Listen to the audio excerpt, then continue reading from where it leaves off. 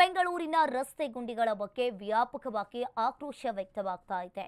ಉದ್ಯಮಿಗಳು ಸಹಿತ ಸರ್ಕಾರದ ವಿರುದ್ಧ ಆಕ್ರೋಶವನ್ನ ಹೊರಹಾಕಿದ್ದಾರೆ. ಇದೇ ವಿಚಾರಕ್ಕೆ ಡಿಸಿಎಂ ಡಿಕೆಶಿ ಹಾಗೂ ಬಯೋಕಾನ್ ಮುಖ್ಯಸ್ಥೆ ಕಿರಣ್ ಮಜುಂದಾರ್ ಶಾ ನಡುವೆ ಟ್ವಿಟರ್ನಲ್ಲಿ ಜಟಾಪಟಿಯೂ ನಡೆದಿತ್ತು. ದೀಪಾವಳಿ ಹಿನ್ನೆಲೆಯಲ್ಲಿ ಕಿರಣ್ ಮಜುಂದಾರ್ ಶಾ ಅವರು ಸಿಎಂ ಡಿಸಿಎಂ ನಿವಾಸಕ್ಕೆ ಭೇಟಿ ನೀಡಿ ಶುಭ ಕೋರಿದ್ದಾರೆ. ಅಲ್ಲದೆ ಬೆಂಗಳೂರಿನ ಅಭಿವೃದ್ಧಿ ಕುರಿತು ಚರ್ಚೆ ನಡೆಸಿದ್ದಾರೆ. ಉದ್ಯಮಿಗಳ ಆಕ್ರೋಶ ಬೆನ್ನಲ್ಲೇ ಎಚ್ಚೆತ್ತುಕೊಂಡಿರುವ ಸಿಎಂ ಸಿದ್ದರಾಮಯ್ಯ ಗುಂಡಿ ರಸ್ತೆಗಳನ್ನು ಮುಚ್ಚಲು ಜಿಬಿಎ ಅಧಿಕಾರಿಗಳಿಗೆ ಡೆಡ್ಲೈನ್ ಅನ್ನು ಕೊಟ್ಟಿರುವಂತದ್ದು. 1 ವಾರದೊಳಗೆ ಗುಂಡಿಗಳನ್ನು ಮುಚ್ಚುವಂತೆ ಜಿಬಿಎ ಆಯುಕ್ತ ಮಹೇಶ್ವರ್ ರಾವ್ಗೆ ಸೂಚನೆಯನ್ನ ಕೊಟ್ಟಿದ್ದಾರೆ. ವೈಟ್ ಟ್ಯಾಪಿಂಗ್ ಮಾಡಿದ್ರೆ ರಸ್ತೆಗಳು ಗುಂಡಿ ಬೀಳಲ್ಲ, 10 ವರ್ಷಗಳ ಕಾಲ ರಸ್ತೆಗಳು ಹಾಳಾಗಲ್ಲ, ಕಾಮಗಾರಿ ಕ್ವಾಲಿಟಿ ವಿಚಾರದಲ್ಲಿ ಇಲ್ಲಿ ರಾಜಿ ಆಗಲ್ಲ ಅಂತ ಸಿಎಂ ಸಿದ್ದರಾಮಯ್ಯ ತಿಳಿಸಿದ್ದಾರೆ. ಮಾಡೋದು ಮತ್ತೆ ಹೊಸ ಈ ಮಹೇಶ್ವರ ರಾವ್ ಮತ್ತು ತುಷಾರ್ ಇವ್ರ ಜೊತೆ ಮಾತಾಡ್ತಾ ಇದ್ದೆ. ಇನ್ನೊಂದು ವಾರದಲ್ಲಿ ಗುಂಡಿಗಳನ್ನು ಮುಚ್ಚಲೇಬೇಕು, ವಾರದಲ್ಲಿ ಮುಚ್ಚಲೇಬೇಕು. ಈ ಮಳೆ ಬೇರೆ ಬಂದ್ಬಿಡ್ತದೆ, ನಿಗದಿತ ಟೈಮ್ನಲ್ಲಿ ಮುಚ್ಚಕ್ಕಾಗಲ್ಲ.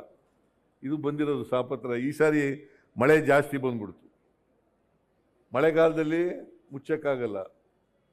ಬಟ್ ಎನಿವೇ, ಈಗ ವೈಟ್ ಟ್ಯಾಪಿಂಗ್ ಯಾಕೆ ಮಾಡ್ತಾ ಇದ್ದೀವಿ ಅಂತಂದರೆ, ವೈಟ್ ಟ್ಯಾಪಿಂಗ್ ಮಾಡೋದ್ರಿಂದ ಗುಂಡಿ ಮುಚ್ಚೋದು ಕಡಿಮೆ ಆಗುತ್ತೆ, ಗುಂಡಿ ಬೀಳೋದು ಕಡಿಮೆ ಆಗುತ್ತೆ.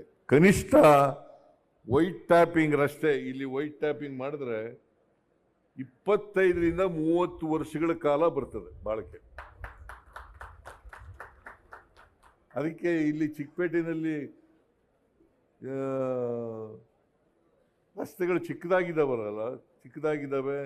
ಅದಕ್ಕೋಸ್ಕರ ವೈಟ್ ಟ್ಯಾಪಿಂಗ್ ಮಾಡೋದು ಮತ್ತು ಹೊಸ ಯೋಜನೆಗಳನ್ನು ತಯಾರು ಮಾಡಿದ್ದೀವಿ.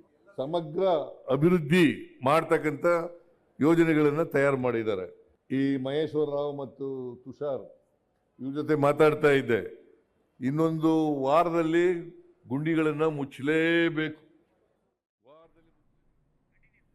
ಇದೆಲ್ಲದರ ಮಧ್ಯೆ ಕೇಂದ್ರ ಸಚಿವ ಕುಮಾರಸ್ವಾಮಿ ಮನೆಗೆ ಬಿಜೆಪಿ ನಾಯಕರು ಭೇಟಿ ಕೊಟ್ಟಿದ್ದಾರೆ. ದೀಪಾವಳಿ ಶುಭ ಕೋರುವ ನೆಪದಲ್ಲಿ ರಾಜ್ಯದ ಸರ್ಕಾರದ ವಿರುದ್ಧ ಹೋರಾಟವನ್ನ ನಡೆಸಲು ಪ್ಲಾನ್ ರೂಪಿಸಿದ್ರು ಅಂತ ಹೇಳಲಾಗಿದೆ.